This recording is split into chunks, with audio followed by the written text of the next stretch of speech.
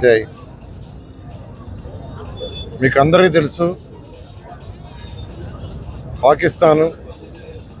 పాకిస్తాన్ ఎలా టెర్రరిజాన్ని ఎంకరేజ్ చేస్తుందనేది మొన్న 26 మందిని కాశ్మీరులో పొట్టన పెట్టుకున్న వ్యవహారం అందరికీ తెలిసిందే. అయితే ప్రతి ఒక్కరిని కలిసివేసింది ఆ సన్నివేశం. ఎందుకంటే భర్తని భార్య ముందే కాల్చి చంపటం జరిగింది. భర్తని ఎవరైతే టూరిజానికి పోయారో ఆ టూరిజం పోయిన దాంట్లో పిల్లలు భార్య అందరూ ఉంటే అడిగడిగి భర్తని కాల్చారు, పిల్లల ముందు భార్య ముందు.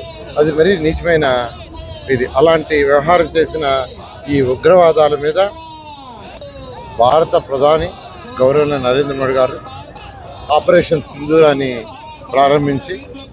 ప్రారంభించిన వెంటనే అన్ని దేశాలు, ప్రపంచంలో ఉన్న అన్ని దేశాలు సపోర్ట్ చేస్తున్నాయి. ఎవరు కూడా ఉగ్రవాదాన్ని ప్రోత్సహించరు. కానీ పాకిస్తాన్ ఆక్రమిత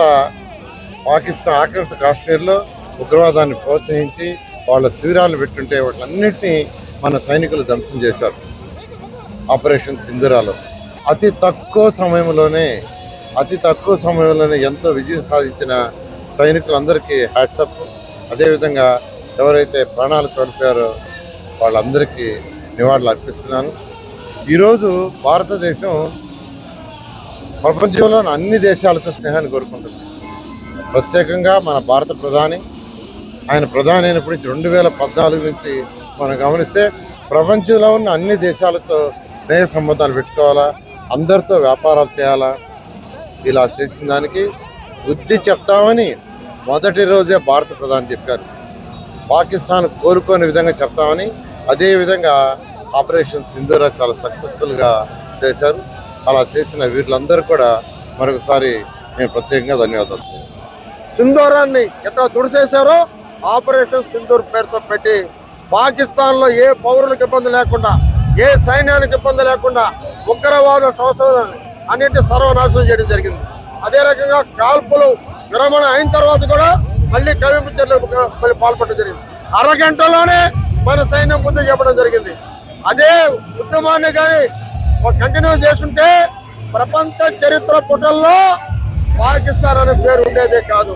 ఎందుకంటే పాకిస్తాన్ ఒకప్పుడు ఇందిరాగాంధీ నా చిన్నప్పుడు విన్నాను, ఒక బంగ్లాదేశ్ సపోర్ట్ చేసి ఒక చరిత్రలో ప్రతి భారతీయుడు ఆయన పార్టీకి రహితంగా సపోర్ట్ చేస్తున్న అండగా నిలబాల్సిన అవసరం. ఎందుకంటే దేశ ప్రతిష్ట, ఈ దేశం మనది, ఈ ఊరు మనది, ఈ గడ్డ మనది.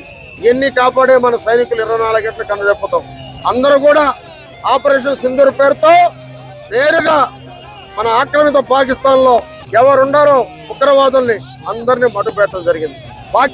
సింధూర్ ఆపరేషన్ సక్సెస్ అవడంతోనే పాకిస్తాన్ వాళ్ళందరికీ భయాలు పుట్టినాయి.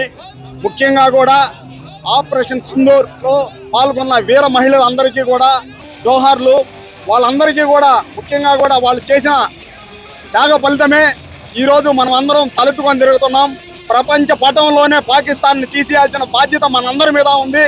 దేశం కాదు, ఒక చెంప చూపిస్తే మరొక చెంప చూపించే రోజులు పోయాయి.